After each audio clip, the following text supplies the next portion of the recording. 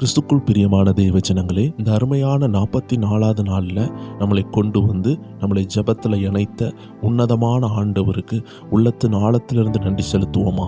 இந்த அருமையான 100 நாள் ஜெபத்தில் பரிசுத்த ஆவியானவர் ஒவ்வொரு பேரையும் நிரப்பிக் கொண்டே இருக்கிறாரு. அநேக திறந்த வாசல்களை ஆண்டவர் கட்டவிழ்த்து கொண்டிருக்கிறாரு. கடந்த நாட்கள் ஆவியானவர் சிலருடைய வாசல்களை தம்முடைய தூதர்களை அனுப்பி திறக்கிறதை தரிசனத்தில் காண்பித்தார். தேவ ஜனங்களே, அநேக நேரத்தில் கர்த்தர் தம்முடைய தூதர்களை அனுப்பி அநேக வாசல்களை திறப்பாரு. இந்த அருமையான 100 நாள் ஜெபத்தில் கலந்து கொண்டிருக்கிற பிரயர் டைம் குடும்பத்தாரே, நீங்கள் எந்த இடத்துல இருந்தாலும் சரி, கர்த்தர் உங்களுக்காக தூதர்களை அனுப்புவார். உங்களுக்கு உதவி செய்ய ஒரு தூதனை கட்டளையிட்டு இருக்கிறாரு.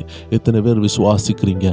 நெடுநாளாக பூட்டப்பட்ட சில கதவுகளை கர்த்தர் திறக்க சித்தமாக இருக்கிறாரு.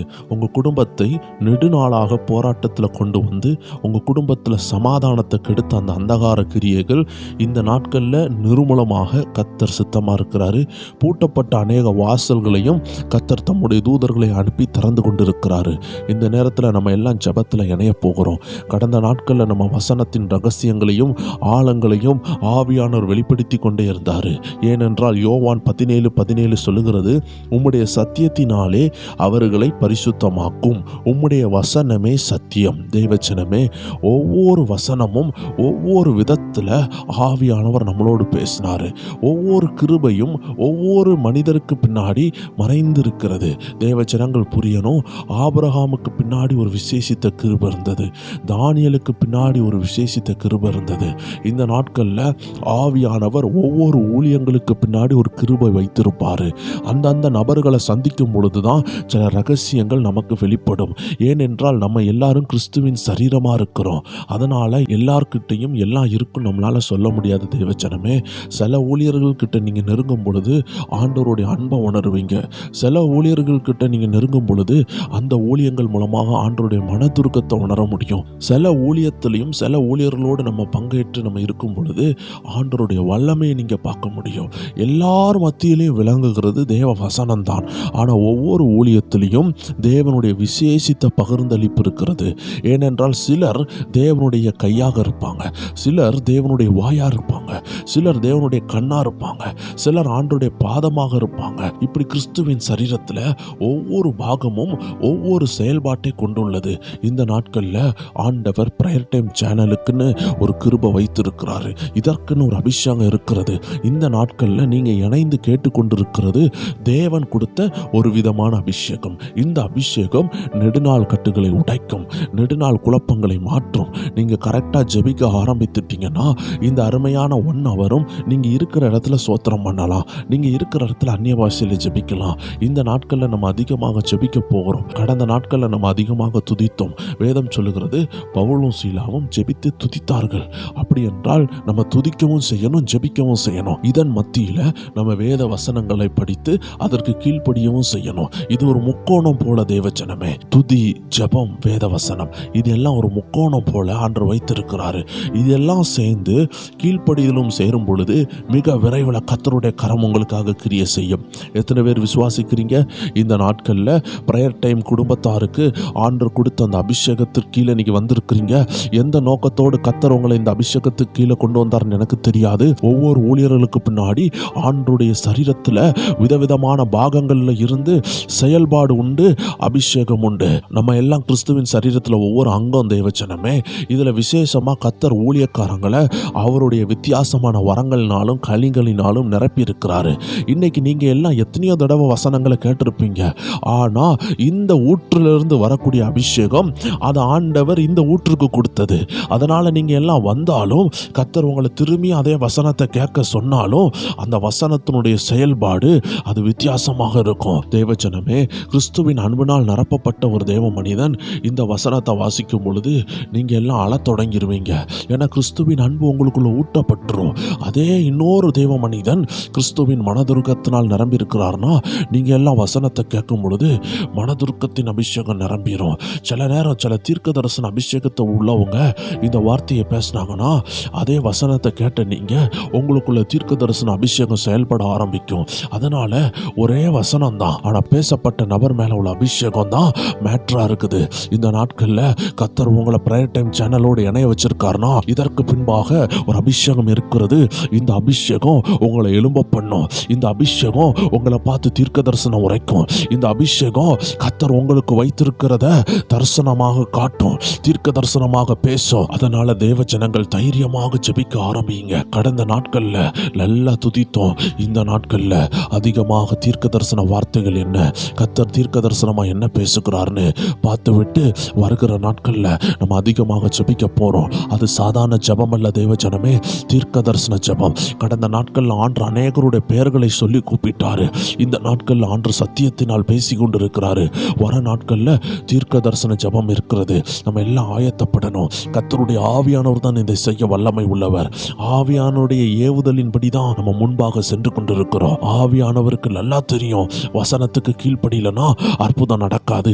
இது சாத்தானுக்கும் நல்லா தெரியும். அதனால சாத்தா வசனத்தை தடை பண்ணுவான், அபிஷேக வார்த்தையை தடை பண்ணுவான். உங்களுக்கு கேட்கும்போது சோர்வை கொண்டு வரலாம். ஆனா சோர்வில்லாம ஜபத்தோடு கேட்டீங்கன்னா, சோத்திரத்தோடு கேட்டீங்கன்னா உங்களுக்குள்ள இந்த வசனம் கிரிய செய்யும். தேவஜனமே, உள்ள போக போக இந்த வசனம் உங்களுக்குள்ள செல்ல செல்ல அந்த சாத்தானின் கட்டுகள், அந்த போராட்டங்கள், சின்ன வயசுல விதைக்கப்பட்ட சில வேர்கள் எல்லாம் இந்த வசனம் அறுத்து போடும். தேவஜனமே, அதனால நீங்க பயப்பட வேண்டாம். இந்த வசனம் வல்லமை உள்ளது.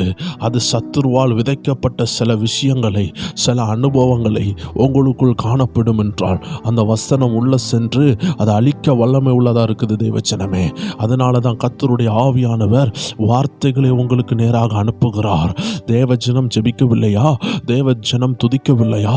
ஆனாலும் ஆண்டவர் ஏன் வார்த்தையை அனுப்புகிறார் தெரியுமா? நீங்கள் ஜெபிக்கிறவர்களா கூட இருக்கலாம், நீங்க துதிக்கிறவர்களா இருப்பீங்க. ஆனா உங்களுக்குள்ள இருக்கிற போராட்டம் என்னன்னே உங்களுக்கு தெரியாது. அதனால தான் ஆவியானவர் தீர்க்க தரிசனமாக உங்களோடு பேசுகிறார். அந்த தீர்க்க தரிசன வார்த்தை உங்களை நோக்கி வரும் பொழுது உங்க உள்ளத்தோடு அது பேசும். தேவஜனமே, ஒரு பேரை சொல்லுகிறது மட்டும் தீர்க்க தரிசனம் அல்ல, அது தீர்க்க தரிசனத்தின் ஒரு பகுதி தான். ஆனா உண்மையான தீர்க்க தரிசனம் சொல்லுகிறது, கர்த்தர் உங்களை குறித்து என்ன நினைக்கிறாரோ அதை நீங்க புரிந்து கொள்றீங்க. பாத்தீங்களா? அது வசன வடிவத்துல வரும், அது பேர் வடிவத்துல வரலாம், அது எந்த வடிவத்துல தீர்க்க தரிசனம் உங்களை நோக்கி வரலாம், அது ஒரு சொப்பன ரூபத்துல கூட வரலாம். அது எப்படினாலும் வரட்டுமே, அது வரும் பொழுது அது உங்களை உணர்வடை வைக்கும். அது தேவனுடைய திட்டத்தை உங்களுக்கு புரிய வைக்கும். எசேக்கியேலை கொண்டு கர்த்தர் செய்ததை இந்த அருமையான பிரையர் டைம் சேனல் மூலமாக கர்த்தர் செய்கிறார்னு எத்தனை பேர் விசுவாசிக்கிறீங்க? எசேக்கியேலை பார்த்து சொன்னாரு, அந்த உலர்ந்த எலும்புகளை பார்த்து பேசுன்னு சொன்னாரு. அருமையான தேவஜனமே, உன் வாழ்க்கையில ஏதோ ஒரு பகுதி உலர்ந்து போயிருக்குதுல்ல, ஆரோனின் கோல் போல உலர்ந்து போயிருக்கிறதா? ஆனா கர்த்தருடைய ஜீவன் அதுல இறங்கும் பொழுது அதுக்குள்ள உயிர் உண்டாகும், அதற்குள்ள பூ உண்டாகும், அதற்குள்ள இலைகள் உண்டாகும், அதற்குள் கனி உண்டாகும். இன்னைக்கு கனியற்ற வாழ்க்கைகள் இந்த வார்த்தையை கேட்கும் பொழுது மாறிக்கொண்டு இருக்கிறது. உன்னை கொண்டு ஆண்டவர் பெரிய காரியம் செய்யணும்னு நினைச்சிருக்கிறார்ல, அந்த திட்டம் நிச்சயம் நிறைவேறும். அதற்கு அஸ்திபாரமே தேவனுடைய வார்த்தை. தேவனுடைய தீர்க்க தரிசன வார்த்தை என்பது ஒரு கண்ணாடி போன்றது. அந்த கண்ணாடியில் உங்களை முகமுகமா பார்க்க முடியும். அந்த வார்த்தைக்கு முன்னாடி நிற்கும் பொழுது அது உங்களுக்காக செய்யப்பட்ட கண்ணாடி. தேவஜனமே, பிறருடைய ஷர்ட்டையோ பிறருடைய வஸ்திரங்களையோ நீங்க வாங்கி போடும் பொழுது அது உங்களுக்கு சேராமல் இருக்கும். இதே போலதான் தேவஜனமே, தீர்க்க தரிசன வார்த்தைன்னு சொல்லுகிறது அது உங்களுக்குன்னு உரியது, உங்க லைஃப் சம்பந்தப்பட்டது. யோசேப்புக்கு ஒரு சொப்பனம் உண்டாகிறது, அது யோசேப்பின் லைஃப்னுடையது. இதே போலதான் தேவஜனமே, பேதுருக்கு ஒரு தரிசனம் உண்டாகிறது, அது பேதுருனுடைய அழைப்புக்கு சம்பந்தமா இருந்தது. வானத்திலிருந்து ஒரு துப்பட்டி இறங்கி வருகிறதையும் அதுல சில விலங்குகள் இருக்கிறதையும் தரிசனம் கண்டான். அது அவனுடைய ஊழியம் சம்பந்தமானது. வேத வசனத்திற்கும் தீர்க்க தரிசன வார்த்தைக்கும் உள்ள வித்தியாசத்தை தேவஜனங்கள் புரிந்து கொள்ள வேண்டும். வேத வசனம் அகில ஜனத்தின் கண்ணாடி. அதை வாசிக்கும் பொழுதே உங்களுக்கு நீங்க யாருன்னு அது காட்டும். ஆனா தீர்க்க தரிசனம் சொல்லுகிறது ஒரு குறிப்பிட்ட நபரை நோக்கி வருகிற வார்த்தை, அந்த நபருடைய வாழ்க்கை சம்பந்தப்பட்டது. அதனாலதான் ஆண்டவர் சொப்பனங்களை எல்லாருக்கும் அனுப்ப மாட்டேங்காரு, தேவைப்பட்டவங்களுக்கு தனித்தனியாக அனுப்புகிறாரு. உங்க சொப்பனத்தை வேற ஒரு மனுஷனுக்கு காட்டினா அது பிரோஜனம் அல்ல. அதனாலதான் உங்க தரிசனத்தையும் உங்க சொப்பனத்தையும் உங்களோட பார்த்து அனுப்புகிறாரு. இந்த நாட்கள்ல கர்த்தர் உங்களெல்லாம் இணைச்சு ஜபிக்க வைக்கிறார்னா, உங்களை நோக்கி பேசி கொண்டிருக்கிறார்னா, இதுல ஒரு உண்மை மறைஞ்சிருக்குது. உங்க மேல ஜீவனை ஊதி கொண்டிருக்கிறார், உங்க மேல பரிசுத்த ஆவியானவர் அசைவாடி கொண்டிருக்கிறார். இந்த நாட்கள் அந்த ஆவியானவர் என்ன தெரியுமா செய்வாரு? உங்க மேல அசைவாடுகிற ஆவியானவர் உள்ளார்ந்த நிலைமையை மாற்றுவாரு. நெடுநாளாக பிரிக்கப்பட்ட விஷயங்கள், உடைக்கப்பட்ட விஷயங்களை மாற்றுவாரு. ஒரு அருமையான டாக்டர் குடும்பம் இருந்துச்சு. அந்த டாக்டர் குடும்பத்துக்குள்ளாடி கணவரும் மனைவியும் பேச மாட்டாங்க. மாட்டாங்க. ஆனா அவங்க கிளினிக்கு போகும்பொழுது அவங்கள்ட்ட வரக்கூடிய மக்கள்கிட்ட எல்லார்ட்டையும் அன்பா பேசுவாங்க.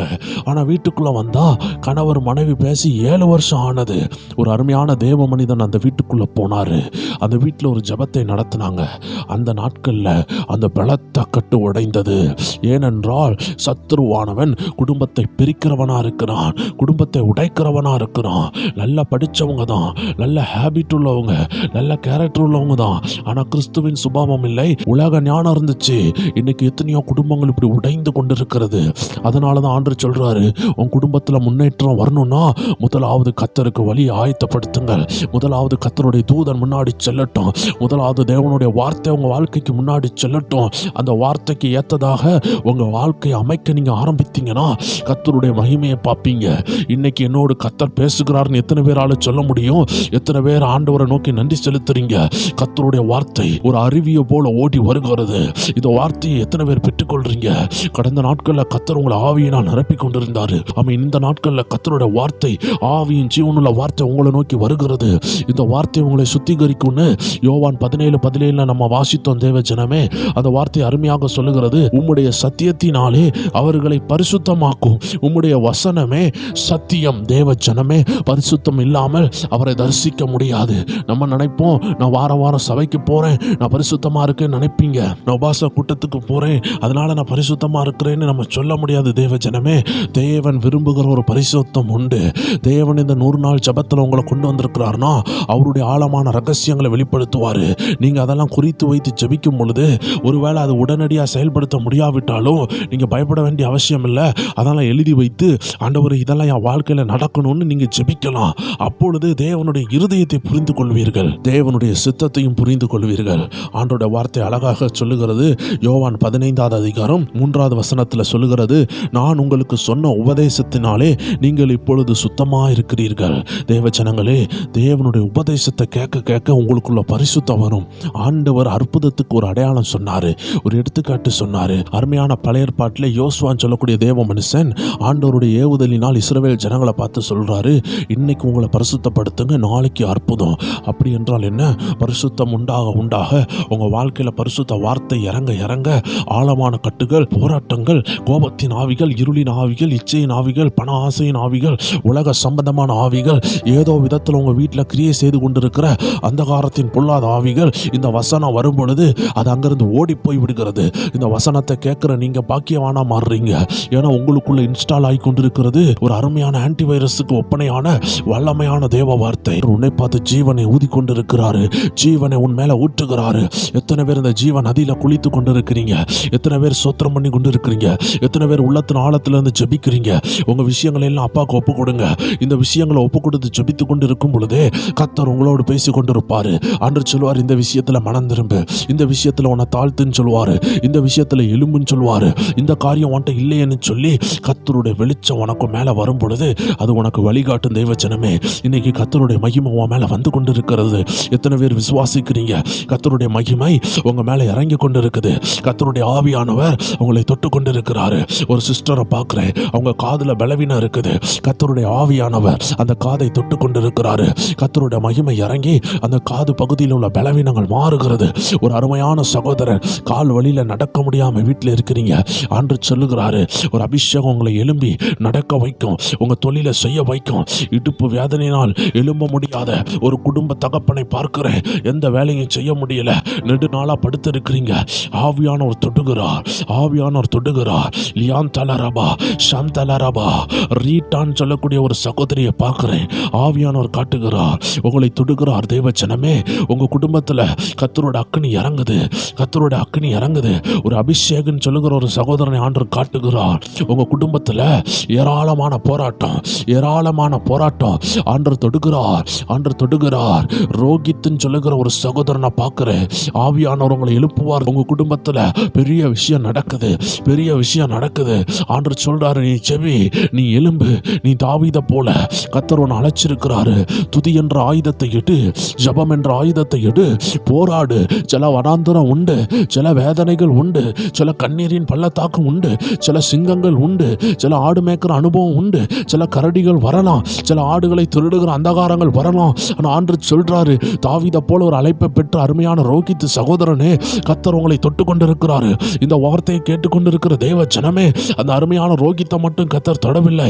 இந்த வார்த்தையை கேட்கிற சகல மக்களையும் ஆவியானவர் தொட்டு கொண்டிருக்கிறாரு. அவருடைய விரல் சிலதை தொடுகிறத நான் பார்க்கிறேன். சிலருடைய கண்களை தொடுகிறது, சிலருடைய காதுகளை தொடுகிறது. ஒரு சிஸ்டருடைய தொண்டையில மிகுந்த போராட்டம். ஆண்டவர் தொட்டு கொண்டிருக்கிறார், தொடுகிறார். எல்லா தேவ ஜனங்கள் 2 நிமிஷம் ஜெபியுங்களேன். கர்த்தருடைய அக்கினி பலமா பற்றி எரிகிறது. லியான் தலராபா ஷம் தலராபா வாசுதேவன் ஒரு ஆள் ஆண்டவர் காட்டுகிறார், தொடுகிறார். ஒரு ஜப அக்கினி இறங்குது.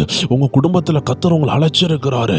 லியாம் தலராபா ஷம் தலராபா. அவருடைய வசனமே நம்மளை பரிசுத்தமாக்கும். அவருடைய உபதேசமே நம்மளை பரிசுத்தமாக்கும். நமக்கு ஏற்ற உயர்வை காட்டும். தீர்க்க தரிசன வார்த்தை it is a personal word. அது உன்னை நோக்கி வருகிறது. அது உன் உள்ளத்தோடு பேசும். அது உன் உள்ளத்தை சுத்திகரிக்கும். அது உள்ளத்தில் உள்ள அழுக்கை அருமையாக மாற்றும். அது துடைத்து மாற்றும். எத்தனை தேவ ஜனங்கள் விசுவாசிக்கிறீங்க? இந்த வார்த்தையை கேட்கும் பொழுது ஒரு ஜனம் பரிசுத்த கூட்டமாய் மாறுகிறது. ஒரு சேனை எழும்புகிறது. Leon தலரபா Leon தலரபா. ஹல்லேலூயா. நான் ஒரு தாயாரை பார்க்கிறேன். கண்ணாடி அணிகிற தாயார். மிகுந்த வேதனையோடு இருக்கிறீங்க. கண்ணாடி கூட வாங்க காசு இல்லை. ரொம்ப வேதனையோடு தான் இருக்கிறீங்க.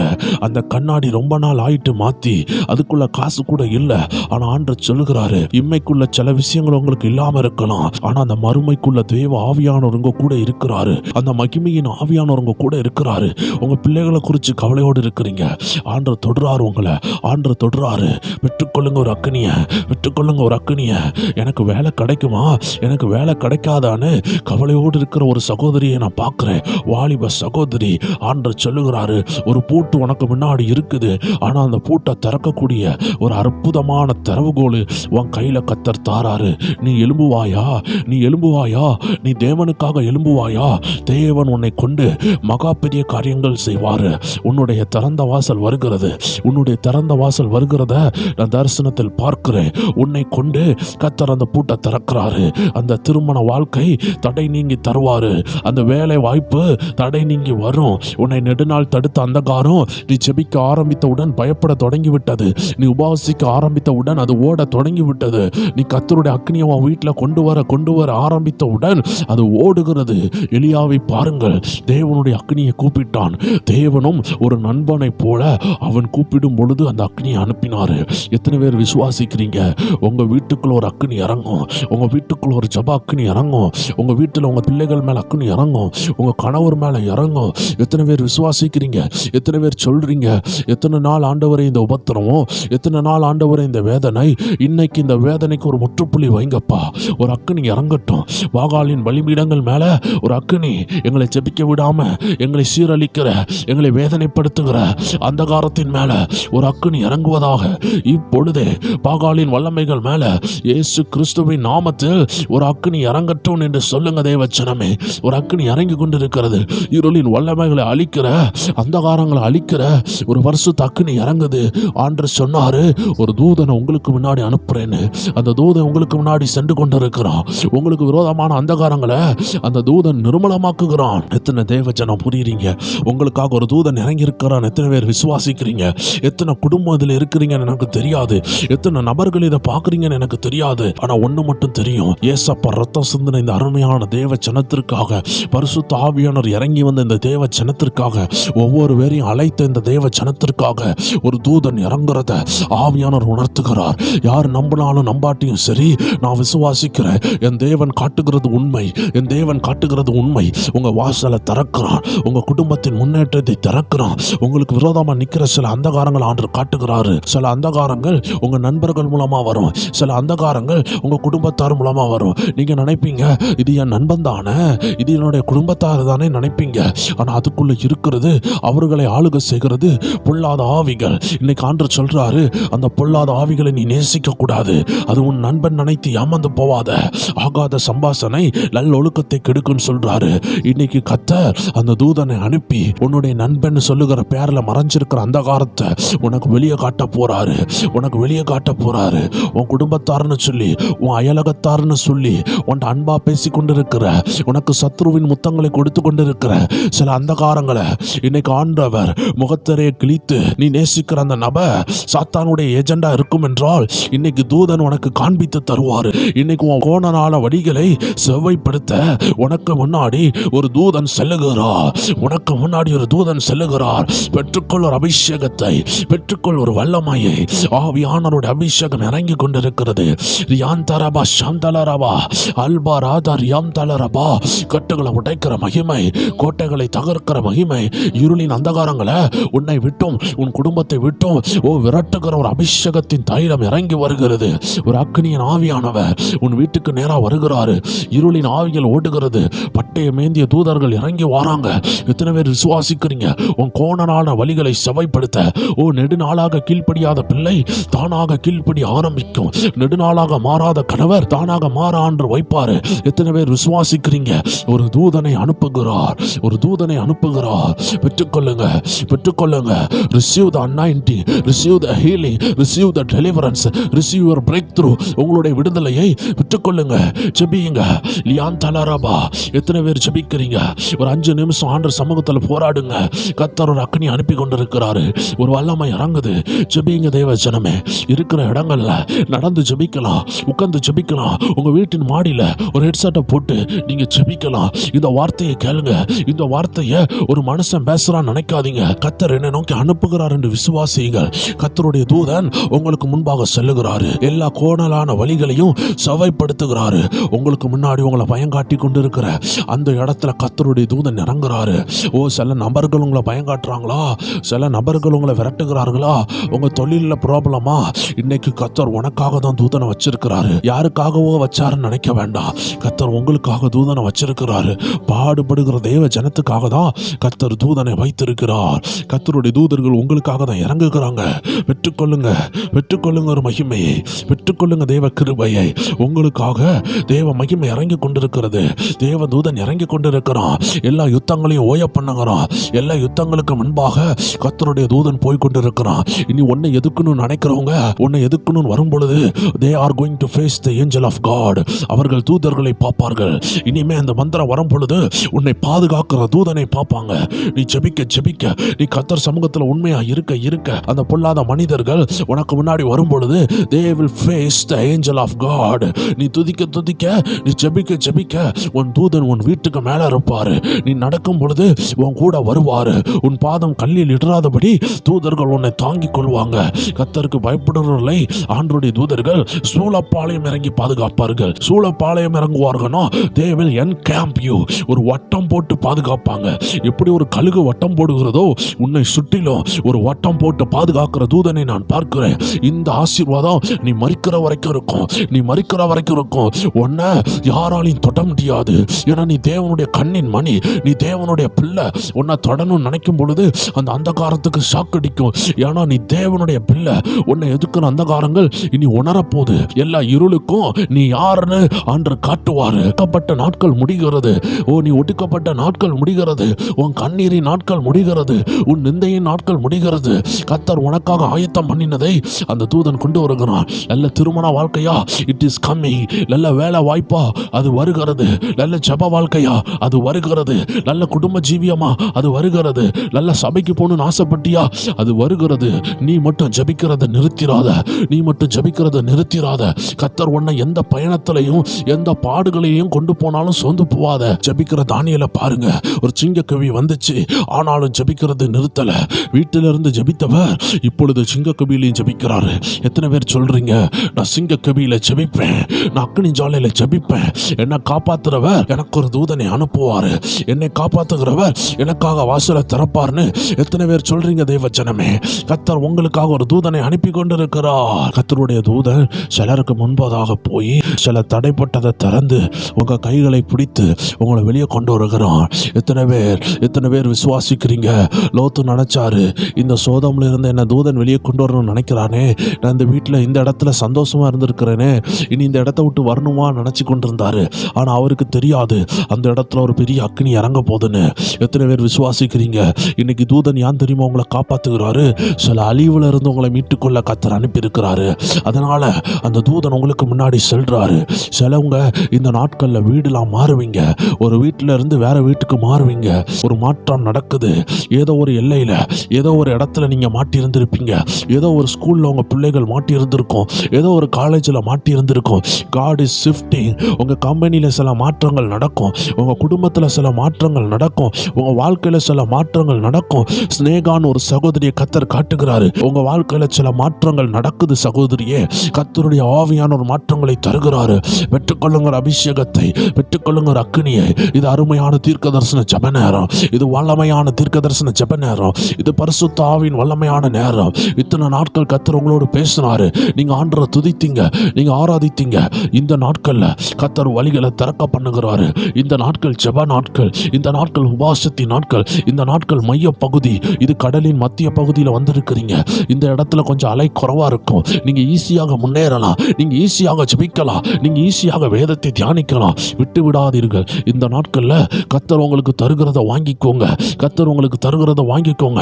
அது எதிர்காலத்துக்கு பிரோஜனமா இருக்கும். இன்னைக்கு தருகிற தீர்க்க தரிசனத்தை வாங்கிக்கோங்க. அது வருகிற நாட்கள்ல உங்களுக்கு அது ஊட்டச்சத்தா இருக்கும். உங்களுக்கு அது தீர்க்க தரிசனமா இருக்கும். உங்களுக்கு வழிகாட்டியா இருக்கும். The all word of God is really equal to a map. அது ஒரு மேப்புக்கு ஒப்பனையா இருக்குது. உங்க வழிகாட்டியா இருக்கும். இந்த உலகத்துல வேணா ஒரு கூகுள் மேப் வச்சுக்கலாம். ஆனா அந்த பரலோக தேவனுடைய வழிகாட்டி அது தேவ வசனம் தான். அது தீர்க்க தரிசன வார்த்தை தான். அது ஆவியானுடைய வார்த்தை தான். அந்த வார்த்தை தான் உங்களுக்கு வருகிறது. அந்த நாட்கள்லையும் வேதம் இருந்தது. அந்த நாட்கள்லையும் ஜனங்கள் வேதத்தை கேட்டார்கள். ஆனாலும் தீர்க்க தரிசன வார்த்தைகள் குறைவா இருந்துச்சு. அந்த புதிய ஏற்பாட்டின் ஆரம்பத்தில் ஆண்டவர் சகரியாவோடு பேச ஆரம்பிக்கிறாரு. சகரியான்னு சொல்லக்கூடிய ஒரு தேவ மனிதன்.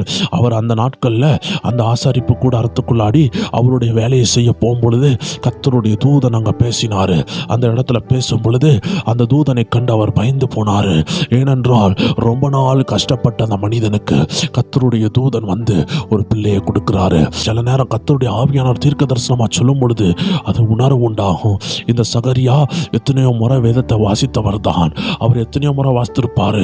திராட்சை செடியில் பலன் இல்லாமல் போயிருக்கும், அத்தி மரத்தில் பலன் இல்லாமல் போயிருக்கும், ஆட்டு மந்தையில் ஆடுகள் இல்லாமல் போயிருக்கும். இப்படி பல விஷயங்கள் படித்தாலும் எனக்கு ஒரு அற்புதம் கிடைக்கும்னு அவர் வாசித்திருந்தாலும் அவருக்கு தேவனுடைய தீர்க்க தரிசன வார்த்தை உண்டாகாமல் இருந்தது.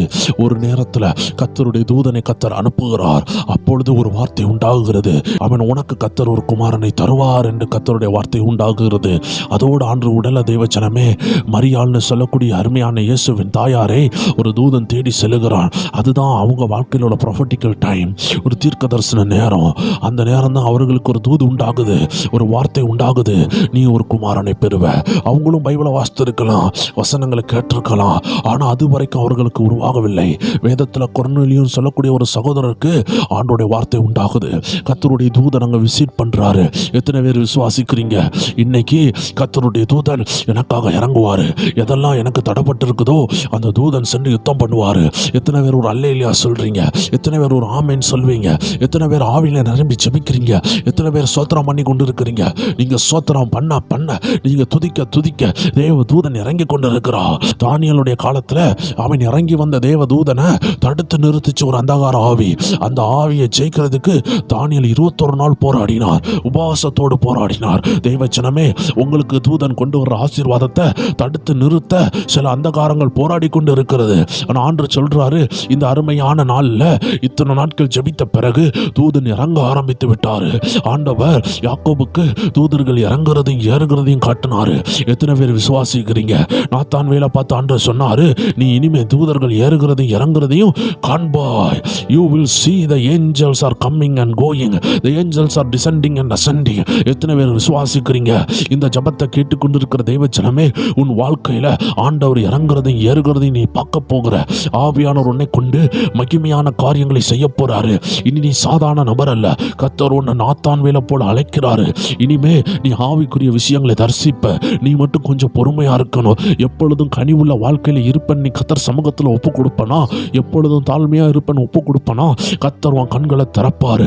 கர்த்தர் இப்படிப்பட்ட ஆசீர்வாதத்தை யாருக்கு தெரியுமா கொடுப்பாரு? அன்பு சாந்தம் உள்ளவர்களுக்கு கொடுப்பாரு. அதனாலதான் ஆண்டவராகிய இயேசு அருமையான நாத்தான்வேலை பார்த்து கூப்பிட்டாரு. கபடற்ற உத்தம இஸ்ரவேலனே என்று கூப்பிட்டாரு. சர்ப்பம் வஞ்சனை உள்ளது, ஆனா அந்த புறா பாருங்க கபடற்றது. அப்படி என்றால் அவன் கபடற்றவனாக இருந்தான், அவன் தியானிக்கிறவனாக இருந்தான், அவன் ஜெபிக்கிறவனாக இருந்தான். தேவ ஜனமே, நீ அருமையான கபடற்ற உள்ளத்தை கொண்டவளாக வாழ ஆரம்பித்தால் பிறருக்கு எந்த கேடு நினைக்காம கர்த்தர் எனக்கு தந்தது போதும், இனி அவர் ஏதாவது எனக்கு தந்தார்னா அது தேவ நாம மகிமைக்காக இருக்கட்டும் சொல்லுகிற ஒரு தேவ பிள்ளையா இருப்பனா, இன்னைக்கு கர்த்தர் உனக்காக தூதனை அனுப்புவாரு. யாக்கோபு அந்த விஷன்ல பார்த்தது தூதன் இறங்குறதும் ஏறுகிறதையும். அப்படி என்றால் என்ன? உன் ஜெபத்தை கர்த்தர்ட்ட கொண்டு போறதுக்கு ஒரு தூதன் வேணும், அங்கிருந்து பதில கொண்டு வர்றதுக்கு ஒரு தூதன் வேண்டும். ஆண்டவர் சொல்றாரு, இன்னைக்கு அநேகருடைய ஜெப வாழ்க்கையில ஜெப பெட்டிஷன்ஸ் பரலோகத்துக்கு போகல, அது பாதி வழியில நிக்குது. ஆனா சிலருக்கு மட்டும்தான் தூதர்கள் ஏறுகிறதும் இறங்குறதும் உண்டாகுது. இந்த அபிஷேகம் அருமையான நாத்தான்வேலுக்கு கொடுக்கப்பட்டது. தூதர்கள் ஏறவும் இறங்கிட்டாங்க. இதெல்லாம் ஆவிக்குரிய மர்மங்கள். தேவஜனமே, கர்த்தருடைய ஆவியானவர் எல்லார் ஜெபத்திற்கும் உடனே பதில் கொடுக்க முடியாது. ஏன்னா சிலரெல்லாம் கிட்ட வார்த்தை போட்டுட்டு ஆண்டவருக்கு பிரியம் இல்லாம இருப்பாங்க. சிலரெல்லாம் இச்சைகள்ல துணிகரமா இருப்பாங்க. இவங்க ஜெபிக்கிறத ஆண்டவர் கேட்டு பாதுகாப்பாரே தவிர அவர்களை கொண்டு எழுப்புதல் வராது, அவங்க குடும்பம் மாறாது. ஏன்னா அடிக்கடி உலகத்தோடு இணைஞ்சிருவாங்க, உலகத்தார போல மாறிடுவாங்க. ஒரு கல்யாண வீட்டுக்கு போனா அவங்கள போலயே மாறிடுவாங்க. ஒரு வீட்டு பால்காய்க்கு போனா அங்க உள்ள பழைய நண்பர்களை பார்த்து பழைய நண்பர்களை போல மாறிடுவாங்க. சபைக்கு வரும் பொழுது சபையில் உள்ள தேவ ஜனமா இருப்பாங்க, ஆனா உலகத்தார பார்க்கும் பொழுது உலகத்தார் போல மாறுவாங்க. அதனால இவர்கள் மேல தூதர்கள் ஏறிட்டு இறங்க கொஞ்சம் கடினமா இருக்கும். ஆனா இந்த வார்த்தையை கேட்கிற தேவஜனமே, நீங்க பாக்கியம் உள்ளவர்கள். ஏன்னா உங்க மேல தூதர்கள் இறங்கவும் ஏறவும் போறாங்க. நீங்க ஜெபிக்கும் பொழுது தூதர்கள் வந்து நிப்பாங்க. அப்படிதான் அந்த சகரியான் சொல்லக்கூடிய ஆசாரியன் தன்னுடைய நாட்களின்படி அவன் கர்த்தருடைய வேலையை செய்யறதுக்கு அந்த ஆசாரிப்பு கூடாரத்துக்குள்ள போகும் பொழுது கர்த்தருடைய தூதன் இறங்குனான். கர்த்தருடைய தூதன் யாருக்காக இறங்குவான் தெரியுமா? மிகுந்த பாடுகள்ல இருக்கிறவங்களுக்காக இறங்குவான். இதை தான் நீங்க பார்க்க முடியும். ஆதி ஆகமத்துல ஆபிரகாமுடைய வாழ்க்கையில நீங்க பார்த்தீங்கன்னா கர்த்தருடைய வார்த்தை அருமையா சொல்லுது. கர்த்தருடைய தூதன் இறங்கினாரு. எப்ப தெரியுமா இறங்கினாரு? கர்த்தர் சொல்றாரு ஆபிரகாமை பார்த்து, மகனே, உன்னுடைய ஒரே பிள்ளையாகிய அந்த பிள்ளையை எடுத்துக்கொண்டுட்டு ஒரு பயணத்துக்கு போ. அந்த பயணம் ஒரு பயங்கரமான பயணம். தேவஜனமே, அல்லேலூயா. கர்த்தர் சில நேரம் ஒரு பயங்கரமான பயணத்துக்கு உங்களை அழைப்பாரு. நீங்க யோசிப்பீங்க, என் வாழ்க்கையில எல்லாம் நான் இழந்துகிட்டு இருக்கிறேனேன்னு யோசிப்பீங்க. நீங்க புரியணும், கர்த்தர் உங்களை அழைச்சிருக்கிறாரு. சிலதை இழந்ததுக்கு காரணம் என்ன தெரியுமா? அந்த இழந்ததை காட்டில நீங்க ஆண்டவரை நேசிக்கீங்களான்னு அவர் செக் பண்ணியிருப்பாரு. தேவ ஜனம் புரிஞ்சுக்கணும். ஏதோ சின்ன சின்ன விஷயத்தை இன்னைக்கு நீ இழந்திருக்கலாம், ஆனா ஆண்டவர் சொல்றாரு, still if you are loving God, ஆனாலும் நீ இயேசுவை நேசிக்கிறனா உன் மேல தேவன் கட்டுவாரு. எத்தனையோ போராட்டம் வந்தும் நீ ஆண்டவரை நேசித்து கொண்டிருக்கிற தெய்வ பிள்ளைனா நீ தான் கரெக்டான அஸ்திபாரம். உன்னை கொண்டுதான் எழுப்புதலை ஆண்டு கொண்டு வருவாரு. ஒரு போராட்டம் வந்த உடனே ஓடுகிற ஒரு கிறிஸ்தவன ஆண்டவருக்கு பிரியம் இல்ல. ஆண்டவர் நேசிக்கிறாரு, பட் அவன் மேல தேவனால ஒன்றும் செய்ய முடியாது. அவன் மேல தேவன் ஒன்றும் கட்ட முடியாது. ஆனா எத்தனை போராட்டம் வந்தாலும் தேவனுக்காக நிக்கிற தேவ ஜனமே, நீ அஸ்திபாரமா இருக்கிற. உன்னை கொண்டுதான் கர்த்தர் சிலதை கட்ட போறாரு. உன்னை கொண்டுதான் சிலதை நிறுவ போறாரு. ஆண்டோடைய வார்த்தை ஆபிரகாமுக்கு உண்டானது. ஸ்டார்ட் அ ஜர்னி, ஒரு பயணத்தை ஸ்டார்ட் பண்ணு. அது ஒரு ஆபத்தான பயணம். அந்த பயணத்தை குறித்து யாருக்குமே தெரியாது. ஆண்டவருக்கும் ஆபிரகாமுக்கு மட்டும்தான் தெரியும். ஆபிரகாம் மிகுந்த வேதனையான ஒரு பயணத்தை ஸ்டார்ட் பண்றாரு. அது என்ன பயணம்னா, தன் சொந்த மகனையே கர்த்தருக்கு காணிக்கையா கொடுக்கணும். அதுதான் அந்த பயணம். அந்த வேதனையின் பயணத்தை ஸ்டார்ட் பண்றாரு. ஒரு குறிப்பிட்ட பகுதி அந்த மலையில வரும் பொழுது தன்னுடைய வேலையாட்களை அங்க நிறுத்துகிறாரு. ஏன்னா சில நேரம் தேவனுடைய சித்தத்தை செய்ய சிலர் தடுப்பாங்க. அவங்களெல்லாம் ஒரு குறிப்பிட்ட லெவல்ல விட்டுட்டு நீங்க வரணும். இதனாலதான் ஏசப்பா என்ன செய்வார்னா, எப்பொழுதும் ஜெபிக்கும் பொழுது கொஞ்சம் தள்ளி போய் ஜெபிப்பாரு. ஏன்னா சீசர்கள் சிலப்ப என்ன செய்வாங்க, ஜெபிக்காம தூங்குவாங்க. அவங்க தூங்குற அட்மாஸ்பியரோ, அவங்க சோம்பேறியா இருக்கிற அட்மாஸ்பியரோ இயேசுவை தாக்காதபடி அவர் கொஞ்சம் தள்ளி போய் ஜெபிப்பாரு. எப்பொழுதுமே தேவனுக்கும் நமக்கும் ஒரு சர்க்கிள் வேண்டும். தேவஜனமே, தேவன் நம்மோடு பேசணும். அதுக்கு நீங்க கொஞ்சம் தனியா இருக்கணும். அதனால ஆபிரகாம் என்ன செய்றாரு, தேவ திட்டத்தை நிறைவேற்ற அவர் மலையின் உச்சிக்கு ஏறுறாரு. அங்க சில வேலைக்காரங்களை வச்சுட்டு அவர் மேலே ஏறுறாரு. தேவஜனம் புரியணும், இதை தான் மோசையும் செஞ்சாரு. அவர் 40 நாள் மலையில ஏறும் பொழுது கீழே தன்னுடைய அசிஸ்டன்ட் ஆகிய யோசுவாவை விட்டுட்டு போனாரு. இதே தான் இயேசு கிறிஸ்துவும் பாருங்க, மறுரூப மலையில போயிட்டு அவர் ஒரு ஓரமாக மலையில ஏறினாரு. கீழே பார்த்தீங்கன்னா பேதுரும் சில சீசர்களும் இருந்தாங்க. ஆனா இயேசு போன இடத்துல அவர்களால் வர முடியல. that we should keep a little distance in the world. அப்போ தான் நம்மளால என்ன செய்ய முடியும், ஒரு சின்ன டிஸ்டன்ஸ் வச்சாதான் நம்ம ஆண்டவரோடு தனித்து இருக்க முடியும். ஆண்டவரோடு இருக்கும் பொழுது எந்த நபரும் நம்மளை கூட வந்து டிஸ்டர்ப் பண்ணாதபடி நம்ம சில டைம் வச்சிருக்கணும். தேவ ஜனமே, அப்பந்தான் நீங்க தேவனுக்காக ஏதாவது செய்ய முடியும். இந்த நேரத்துல பாருங்க, ஆபிரகாம் என்ன செய்யறாரு, தனியா போய் அந்த பலியை செலுத்துறதுக்கு ஆயத்தம் ஆகும் பொழுது பிள்ளை கேட்கிறான், பலி எங்க இருக்குதுன்னு. அப்போ ஆபிரகாம் சொல்றாரு, கர்த்தர் பார்த்துக்கிடுவாருன்னு. ஆண்டவர் அதே போல அந்த வார்த்தையை கனம் பண்ணாரு. அவன் உண்மையாட்டையே ஏகசுதன் என்று பாராமல் வசனம் என்ன சொல்லுகிறது, பின்பு ஆபிரகாம் ஆமென் தன் குமாரனை வெட்டும்படிக்கு தன் கையை நீட்டி கத்தியை எடுத்தான். தேவச்சனமே, அது ஒரு ஷோ கிடையாது, அது 100% டெஸ்ட்டு. அவருக்கு என்ன தெரியுமா தோணி இருக்கும், இப்போ கையை ஓங்கினா இப்போ கையை கீழே இறக்கும் பொழுது என் மகனோட தலை பீஸ் ஆகும், இல்லை என்றால் என் மகன் சிதைக்கப்படுவான், அவன் உயிர் போகும்னு சொல்லிட்டு அந்த ஒரு வைராக்கியத்தோடு கையை எடுக்கிறார் ஆண்டவருக்காக. திரும்பியும் வைராக்கியத்தோடு கீழே வருகிறதுக்கு கொஞ்சம் செகண்ட் தான் இருக்குது. ஆனால் வானத்திலிருந்து ஒரு சத்தம் கேட்குது.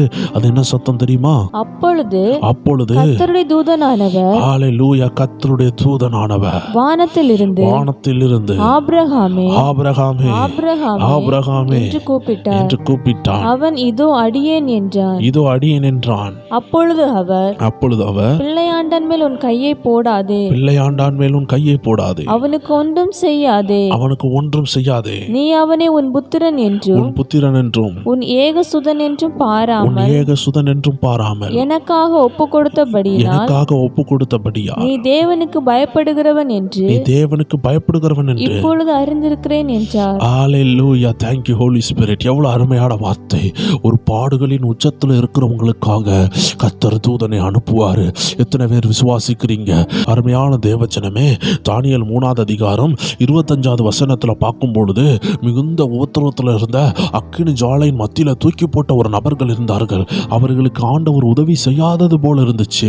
ஆனால் போராட்டத்தின் மேல் போராட்டம். தேவச்சனங்கள் புரியணும், எல்லாருக்கும் ஒரு குறிப்பிட்ட அக்கினி ஜாலை தான் இருந்துச்சு. ஆனால் இவர்களுக்கு மட்டும் அந்த அக்கினி ஜாலை 7 மடங்கு கூட்டப்பட்டுச்சு. ஏன் தெரியுமா? இதே தான் எலியாவும் செஞ்சாரு. எவ்வளோ நாளும் தண்ணியை ஊற்றுங்க, எவ்வளோ தண்ணியை குவாரி ஊற்றினாலும் என் ஆண்டவரோட அக்கினி இறங்கும் சொன்னார். அப்படி என்றால் என்ன? நீங்கள் எவ்வளோ அக்கினியை கூட்டினாலும் என் தேவன் என் அக்கினியின் மேல் நடக்க வைப்பார், உபத்திரவத்தின் மேல் நடக்க வைப்பார்னு சொல்லி சாதித்து காட்டுறது ஒரு தேவ பிள்ளையின் அழகு. வாசிக்கலாம். அதற்கு அவன் இதோ 4 பேர் விடுதலையாய் அக்கினியின் நடுவிலே உலாவுகிறதை காண்கிறேன். அவர்களுக்கு ஒரு சேதமும் இல்லை. 4ஆம் ஆளின் சாயல் தேவபுத்திரனுக்கு ஒப்பாயிருக்கிறது என்றான். ஆமென். தேவ ஜனங்களே, நீங்க புரிந்து கொள்ள வேண்டும். அந்த ராஜா சொல்றாரு, 4வது ஒரு ஆள் வந்திருக்கிறாரு, இது தேவனுடைய தூதன். எத்தனை பேருக்கு புரியுது? உபத்திரத்தின் ஆழத்தில் இருக்கிற தேவஜனமே, உபத்திரத்தின் ஆழத்தில் கடந்து செல்கிற தேவஜனமே, நீ புரிய வேண்டிய விஷயம், உன் ஆபத்துல உன் உபத்திரவத்துல ஒருவர் இறங்கி வாராரு. அதுதான் தேவன் உனக்காக அனுப்புகிற தேவனுடைய தூதன். எத்தனை பேர் விசுவாசிக்கிறீங்க? என் ஆண்டவர் எனக்காக இறங்கி வாராரு. அவர் அனுப்புகிறது ஒரு தூதனை அனுப்புகிறார். உன்னுடைய அக்கினியின் மத்தியில ஒரு தூதன் உண்டு. உன் போராட்டத்தின் மத்தியில ஒரு தூதனை கர்த்தர் அனுப்புகிறார். எத்தனை பேர் விசுவாசிக்கிறீங்க? தேவ ஜனமே, கர்த்தருடைய தூதன் உங்களுக்காக வந்து கொண்டிருக்கிறாங்க. தேவ ஜனங்கள் புரியணும், கர்த்தருடைய தூதன் உங்க உபத்திரவத்தில் இறங்கி கொண்டிருக்கிறார். கர்த்தருடைய ஆவியானவர் உங்களுக்காக சில யுத்தங்களை பண்ண தம்முடைய தூதர்களை கட்டளையிட்டு இருக்கிறார். எத்தனை பேர் விசுவாசிக்கிறீங்க? தானியேல் 6வது அதிகாரத்தில் கர்த்தருடைய தூதன் தானியேலுக்காக இறங்குறாரு. எப்போ இறங்குறாரு? சும்மா வீட்டில் தூங்கிட்டு இருந்த போது அல்ல, உபத்திரத்தின் ஆழத்தில் இருந்த பொழுது, ஜெபிக்கும் பொழுது கூட வரல. ஆனால் உபத்திரத்தில் இருக்கும் பொழுது அப்பா கைவிட மாட்டாரு. தேவச்சனமே, நீ ஜெபிக்கும் பொழுது கர்த்தருடைய தூதன் இறங்குவாரு. ஆனால் அதெல்லாம் காட்டிலும் நீ ஆபத்தில் இருக்கும் பொழுது உனக்காக ஆண்டவர் அனுப்புவாரு. இந்த ரகசியத்தை புரிந்து கொள்ளணும் தேவச்சனமே. வாசிக்கலாம். சிங்கங்கள் என்னை சேதப்படுத்தாதபடிக்கு தேவன் தம்முடைய தூதனை அனுப்பி அவைகளின் வாயை கட்டி போட்டார். அது என்னவென்றால், அவருக்கு முன்பாக குற்றமற்றவனாக காணப்பட்டேன். தேவ ஜனங்கள் புரியணும், தேவனுடைய ஆவியானவர் உங்களுக்காக ஒரு தூதனை அனுப்பணும்னா ஒரு குற்றமில்லாத வாழ்க்கை எதிர்பார்க்கிறாரு. எத்தனை பேர் சொல்லுவீங்க, நான் எந்த விதத்திலையும் எந்த மனுஷனுக்கும் எந்த உலக காரியங்கள்லையும் தலையிட்டு என் பரிசுத்தத்தை நான் கெடுக்கக்கூடாது, யாருக்கு விரோதமாக எழும்பியும் என் பரிசுத்தத்தை நான் கெடுக்கக்கூடாதுன்னு எத்தனை பேர் சொல்றீங்க? தேவ ஜனமே, கர்த்தருடைய ஆவியானவர் வேதனையின் உச்சக்கட்டத்தில் இருந்த எல்லாருக்கும் தூதனை அனுப்பினார். தேவ ஜனங்களை புரிந்து கொள்ளணும். கெத்செமனே தோட்டத்தில் ஆண்டவராகிய இயேசு மிகுந்த பாரத்தோடு ஜெபித்துக் கொண்டிருந்தாரு. ஜெபிக்கிற நேரத்தில் அவரை பலப்படுத்த ஒரு தூதன் இறங்கி வந்தார். எத்தனை பேர் விசுவாசிக்கிறீங்க? ஆண்டவராகிய இயேசு மிகுந்த பாடல இருக்கும் பொழுது அவருடைய வேர்வைகள் எல்லாம் இரத்த துளிகளாக கீழே விழுந்து கொண்டிருக்கும் பொழுது அந்த கடைசி ஜெபம், அந்த வேதனையின் ஜெபம், உலகத்தில் அத்தனை பாவங்களையும் சுமந்து தீர்க்கிறதுக்கு முன்னாடி ஒரு வேதனையின் ஜெபம் பண்ணாரு. அந்த நேரம் இயேசு தளர்ந்து போயிடக்கூடாதுன்னு ஒரு தூதனை அனுப்பினார் ஆண்டவர். எத்தனை பேர் விசுவாசிக்கிறீங்க? உங்க உபத்திரவத்தின் ஆழத்துல ஒரு தூதன் நிற்கிறாரு.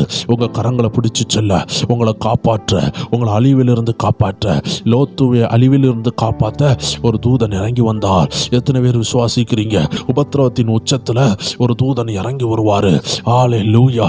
தேவ ஜனங்களை பகச்சி கேலி பண்ணி ஒரு ராஜா என்ன செய்றாரு?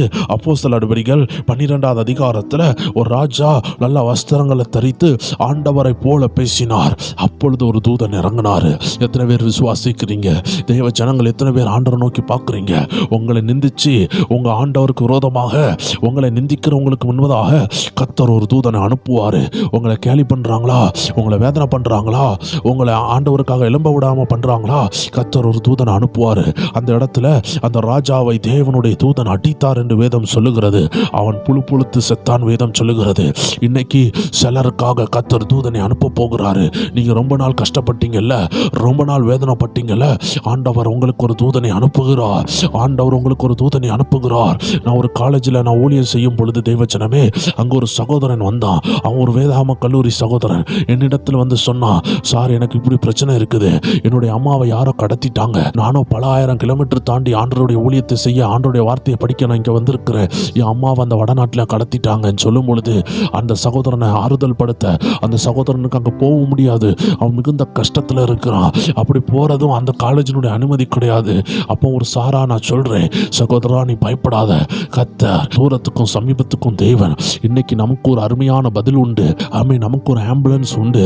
இந்த உலகத்துக்கே ஒரு ஆம்புலன்ஸ் இருக்குதுன்னா நமக்கு ஒரு ஆம்புலன்ஸ் உண்டு. என்னை நோக்கி கூப்பிடு, நான் உனக்கு மறு உத்தரவு அருளிச்சேவன் சொன்ன தேவனுடைய வார்த்தை உண்டு.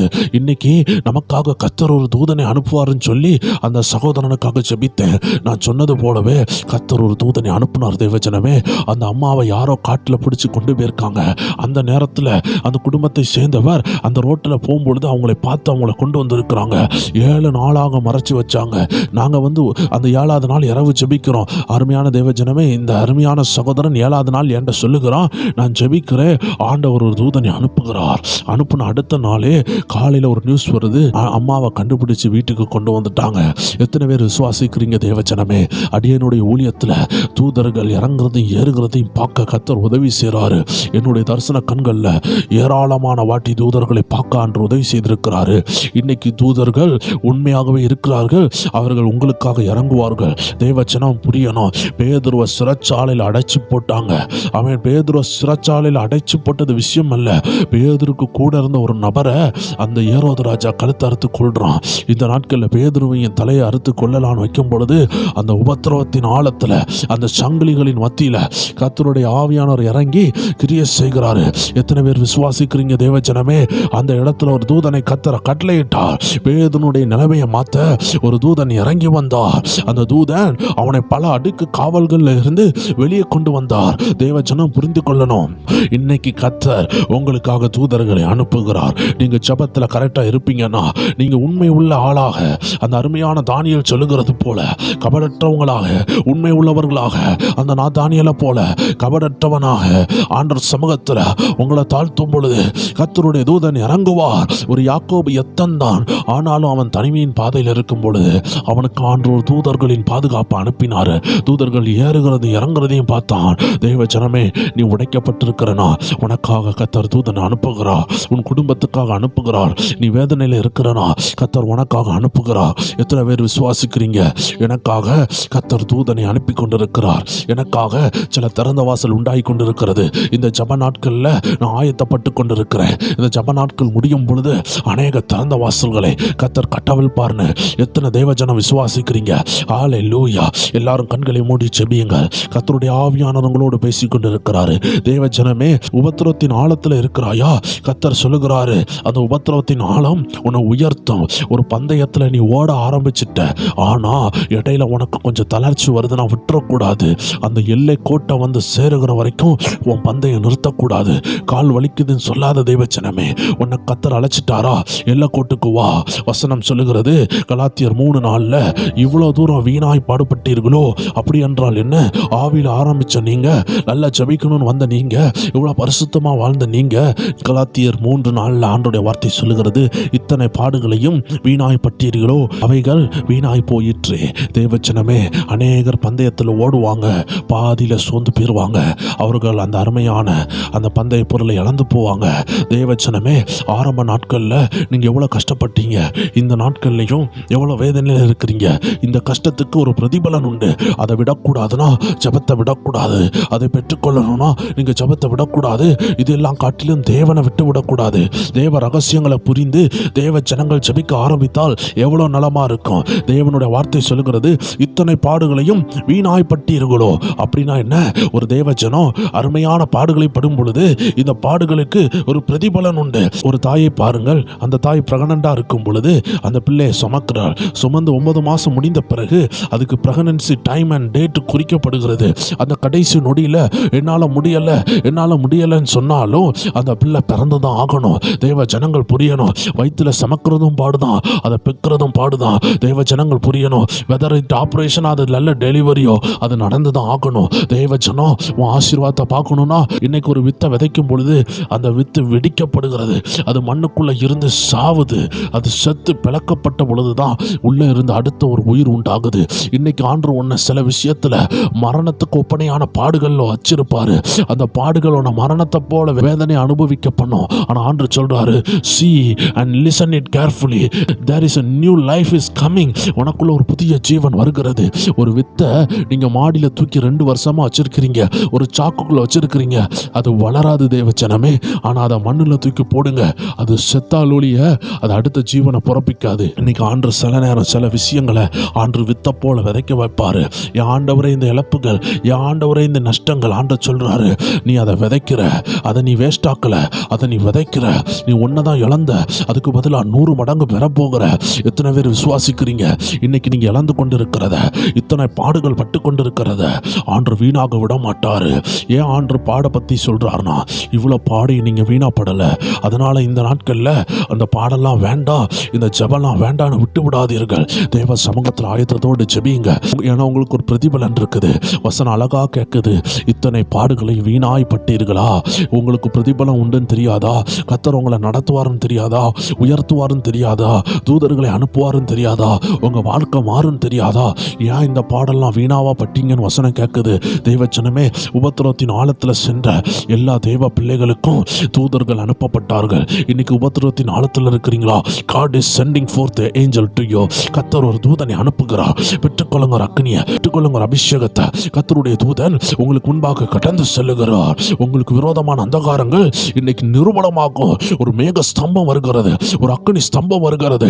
கர்த்தர் உங்களை நடத்துகிறார். கர்த்தருடைய ஆவியானவர் உங்களை இன்னையில இருந்து மகிமையா நடத்த போறாரு.